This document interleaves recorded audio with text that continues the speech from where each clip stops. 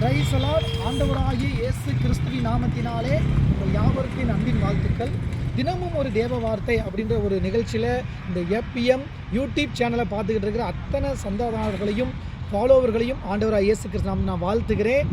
பாருங்கள், இன்றைக்கி நான் உங்கள்கிட்ட ஒரு சின்ன தகவலை பதிவு பண்ணலாம், பரிமாறிக்கொள்ளலாம் என்று நான் விரும்புகிறேன். எனக்கு அருமையானவர்களே, பாருங்கள், ஆண்டவருடைய பிள்ளைகளாக நம்ம எல்லாமே இருக்கிறோம்.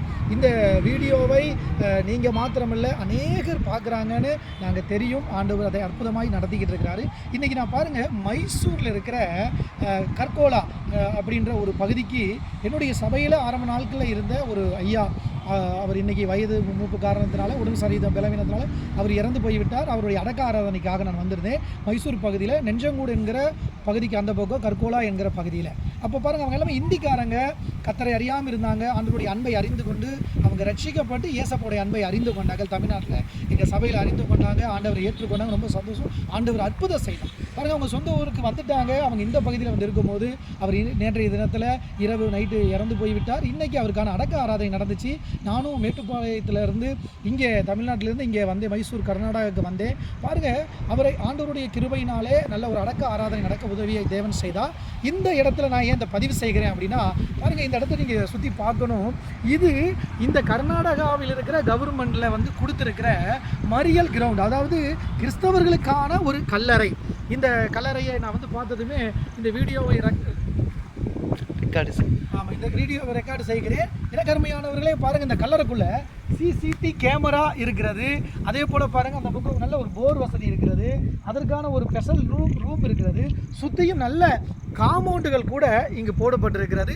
இன்னும் நிறையா வேலைகள் நடந்து கொண்டிருக்கிறது. அருமையான கர்த்தருடைய பிள்ளைகளே, இந்த யூடியூப் சேனலை பார்த்து கொண்டிருக்கிற இந்த பதிவை பார்க்குற எல்லாருக்கும் நான் ஒரு வார்த்தை சொல்லுகிறேன் என்றால், அருமையானவர்களே, தமிழ்நாட்டில் முக்கியமாக கோவை மாவட்டத்தில் நாங்கள் இருக்கிற நிறைய பகுதிகளில் கிறிஸ்தவர்களுக்கான ஒரு அடக்கத்துக்கான ஒரு மறியல் கிரவுண்டு ரொம்பவே சிரமமாக இருக்கிறது. அருமையான இதை பார்த்து கொண்டிருக்கிற வில்லேஜ் ஆஃபீஸர்களாக இருக்கலாம், அதற்கு மேலே இருக்கிற அதிகாரிகளாக இருக்கலாம், தயவு செய்து எங்களை மன்னிங்க.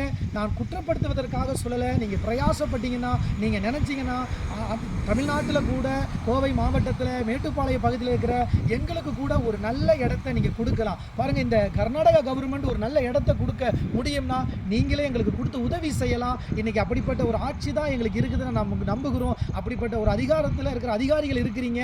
நீங்கள் நினச்சிங்கன்னா எங்களுக்கு ஹெல்ப் பண்ணலாம். இந்த பதிவை பார்க்குறவங்க தயவு செய்து இதற்காக ஜெபம் பண்ணுங்க. சீக்கிரமாக எல்லா தமிழ்நாட்டில் இருக்கிற எல்லா மாவட்டங்களிலும் நல்ல கிறிஸ்தவர்களுக்கான ஒரு மறியல் அடக்க ஆராதனைக்கான ஒரு நல்ல கல்லறையை தேவன் கொடுக்க வேண்டும். அந்த வசதிகளை நம்மளுடைய கவர்மெண்ட் அந்தந்த பகுதியில் இருக்கிற அரசு அதிகாரிகள் தானாய் முன்வந்து செய்யணும். நிறைய அதிகாரிகள் செய்யணும்னு நினைக்கிறாங்க. அவங்களால சில சூழ்நிலைகள்னால நெருக்கடினால செய்ய முடியாமல் தடையாக இருக்கிறது. அதனால் எல்லாரும் தயவு கூர்ந்து இந்த வீடியோவை பார்க்குறவர்கள் ஜெபம் பண்ணுங்க. உங்களால் முடிஞ்ச உதவிகளை செய்யுங்க. இதை ஷேர் பண்ணுங்க. நிச்சயம் இது ஒரு பெரிய மாற்றத்தை கொண்டு வரும்னு நான் நம்புகிறேன். தேங்க்யூ.